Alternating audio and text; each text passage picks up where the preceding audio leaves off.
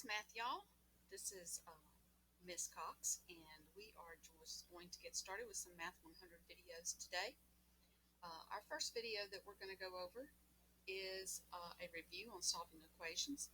Now, just in general, you need to stop the video at any time you want to write down something because these videos do go by very quickly, and I try to work very quickly because nobody wants to sit and listen to me for 10 minutes.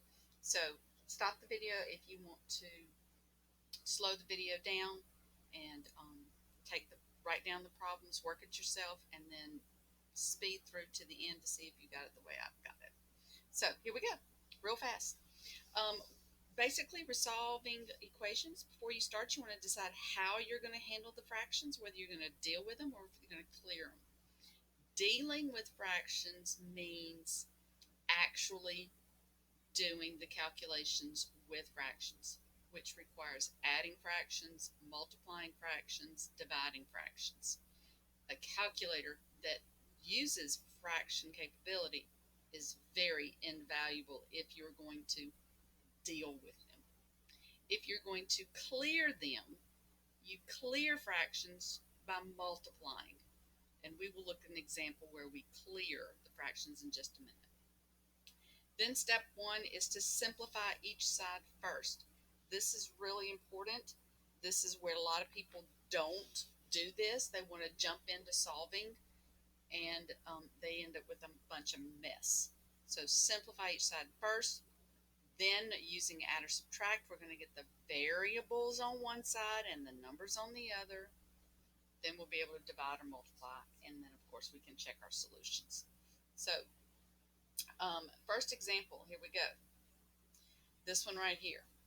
So what we're going to do is we are going to get the variables on one side because we can't simplify. This is already simplified. Step one, simplify each side first. No need to simplify. So step one is done.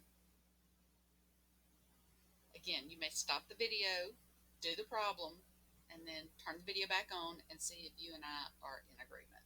So step one is done. Step two is to get the variables on the same side. Now, generally, we like to get the variable on the left, and so that way I would technically subtract 9x on both sides. And so that's what I'm going to do. And that's going to give me a 5x is equal to a negative 8. And so I don't have to finish step 2. I can move into step 3. And so now step 3, I'm going to divide both sides by 5. So divide the left by 5 and the right by 5. And I get x is equal to negative 8/5. Now, I'm not going to check this one just because I know for the time's sake. But if you plug this number into both of those positions, you should get a true statement. Okay, that's what it means to check. All right, let's do another one. This one has fractions. So again, we're going to have to make that decision. Are we going to clear or are we going to deal? So I'm going to try to clear first because most people don't want to deal with them. So I'm going to clear the fractions by multiplying by 6. Now, why 6? It's the common denominator. So that's what I'm going to do by multiplying by 6. All right, so I'm going to recopy the problem. Again, if you want to stop the video until you're caught up with me or past me, go right ahead. I'm going to multiply everything by 6, or both sides by 6, however you want to look at it.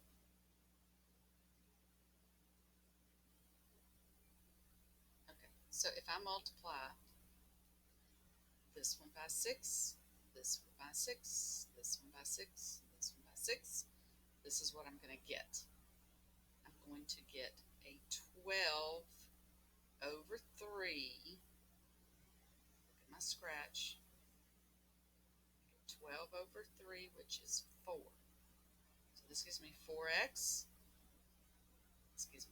42. I'm going to do 5 6 times 6. So 5 6 times 6, that gives me 30 over 6, which is just 5. Oh, I could have canceled. So, yeah, so that's 5x plus 48. Okay, so I've cleared the fraction by multiplying by 6. So now that's technically before the problem gets started. And now step 1 is to simplify if I can. It's done. So step 2 would be to get the variables on the same side. So I'm going to subtract 5x on both sides. That's an option. And that's going to give me negative 1x plus 42 is equal to 48. And we'll get the numbers on the other.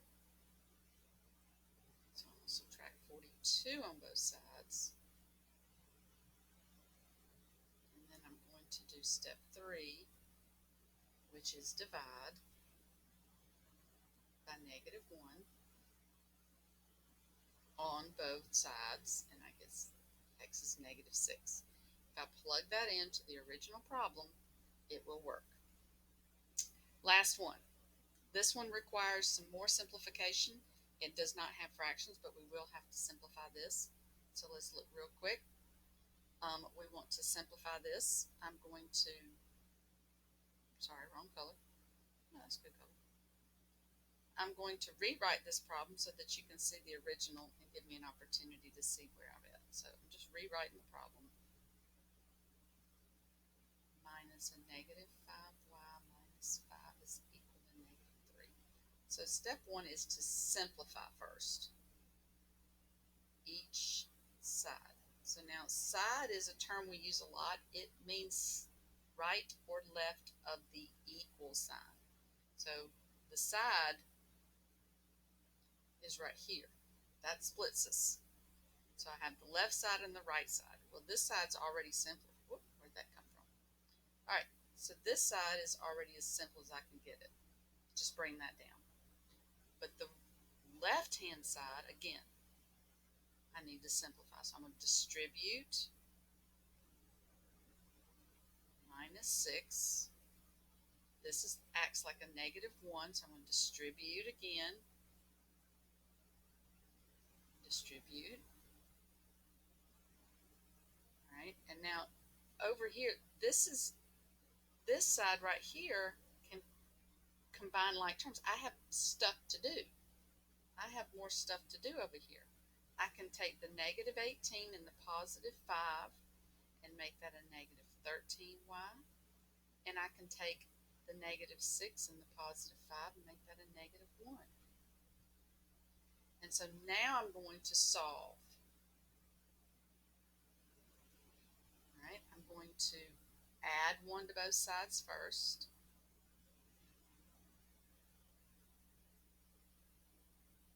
Negative 13y is equal to negative 2. And then I'm going to divide by negative 13 on both sides. Right? And a negative divided by a negative is a positive. So I'm going to have positive 2 over 13 for my answer. All right, try that. Practice those solving skills. Hopefully this is a review. Another video will be coming up soon.